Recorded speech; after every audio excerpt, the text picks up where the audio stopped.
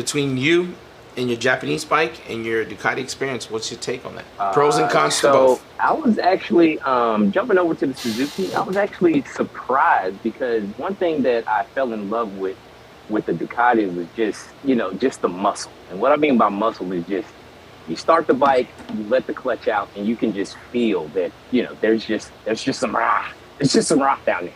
So one thing I was shocked and surprised with is the Gixxer. I had no idea it was going to give me that rock feeling because I'm like, there's no inline four that I've been on that's giving me that feeling. Like the inline fours for me, like they got the top end all day. They're just stupid strong up top. But I've never felt one that had that rock down low. And this was the first Gixxer that I've ever been on. And I was like, holy moly, I had no idea it was going to be this good. So I was like, for me, I was like, I'm actually happy that I ended up with the Gixxer because it's so good down low. And, my Ducati was a 2012.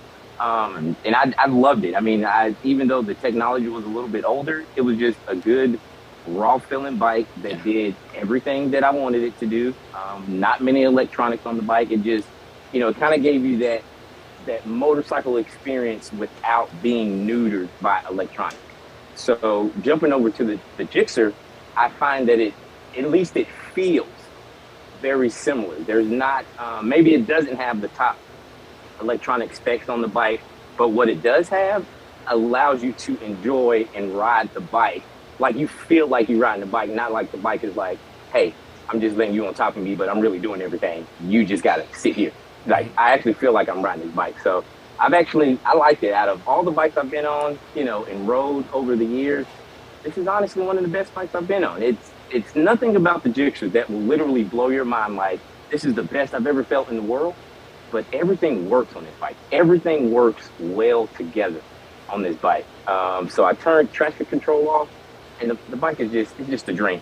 It's just the absolute dream. Handles amazing, good power, good for like I commute a lot. It's good for commuting. Like I'll ride to the grocery store, grab something from a book bag, and then come on back to the house. Like it's great. It does what it needs to do, and then you need a little speed, and it got that too. It's a good bike. And out of the leader bikes I've been on, this seems to be the most comfortable, that I've been on. I sound a little biased, but I'm just shocked at how good the Suzuki actually is. And then I'm shocked that it took me this long to actually get on the Suzuki.